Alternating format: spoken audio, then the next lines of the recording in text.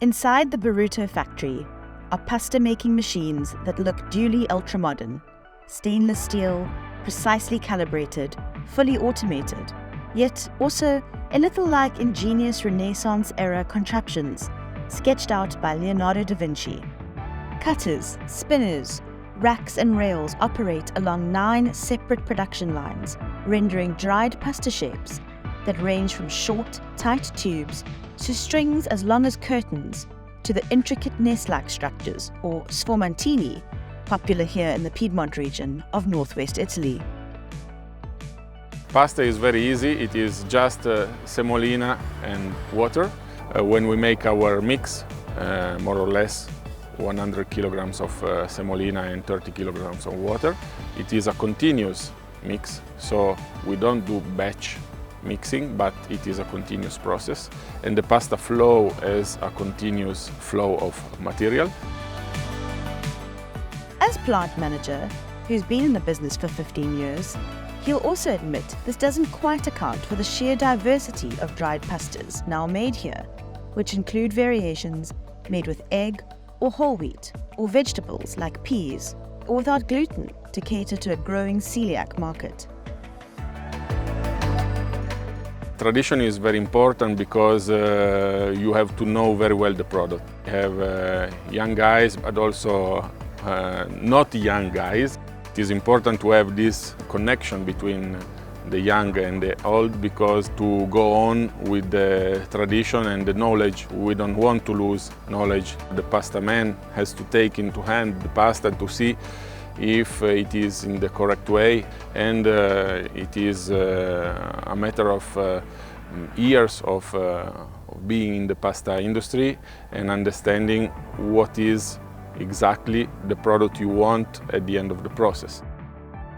Technology is very important because when you do automatically, it is very easy to make quantities in the 24 hours, and helping the hard part of the job. It is also very easy to understand what is happening looking into a PC, because it is so direct. Technology and the human perception has to be always connected together, because if you don't know the product, at the end you cannot arrive to the right products.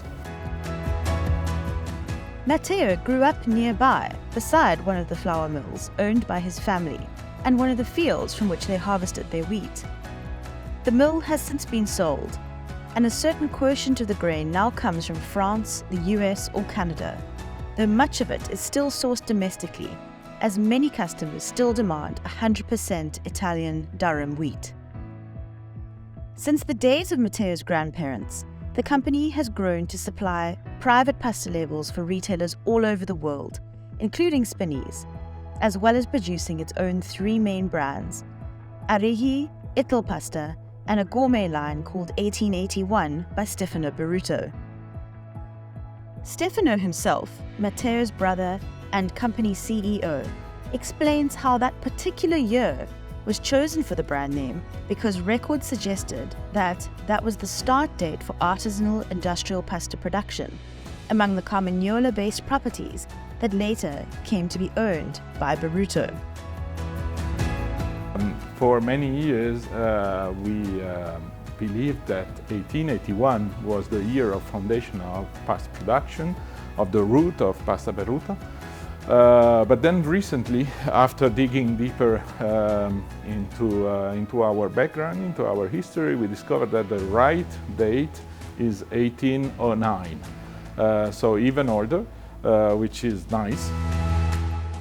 Those roots were originally fused to the farming of soft wheat, which fed into bread making and much later to grinding durum for pasta.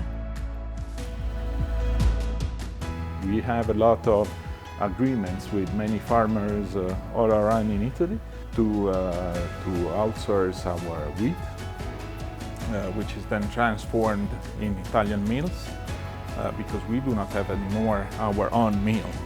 So we work with many different millers in Italy. Most of the wheat we use is produced and transformed in Italy. But then we have some customers which do not require a specific origin of the wheat, so we might decide to work with different origins and grow French wheat or Spanish or whatever is available on the market. Stefano has now been in the company for 25 years, having started from scratch in the packaging department and steadily gained deep knowledge about their overall activities. As 90% of Berruto's output is exported to almost 100 countries across Europe, the Middle East, Asia, and Africa, the CEO can go into granular detail about the local market particularities. For example, while long shapes like spaghetti make up 35% of production, and the biggest selling shortcuts are penne and fusilli, lesser-known coquillettes are considered essential in France, where that shape was first invented. And while Berruto can produce all those classics with great consistency, Stefano will also tell you innovation is hugely important. Pasta is a very well-known and well-established product all over the world. Everybody knows pasta, then the quality can be different. We think we produce a high-quality pasta, but we need to bring all the time to our customers some innovation. Being type of packaging, I'm talking the material, used in order to improve the sustainability of our products, we need to bring different ways of using pasta. There's a traditional way, which we all know. We boil the water, we add the pasta, we cook for some minutes, we stir, we add our sauce. But because the world is changing and consumer habits are changing too, we need to think how to use pasta in a more modern way. Some years ago, one day we were checking numbers for Oriental noodles and we discovered it's a huge market. But Stefano is talking about tech innovations too, and making the whole process more sustainable.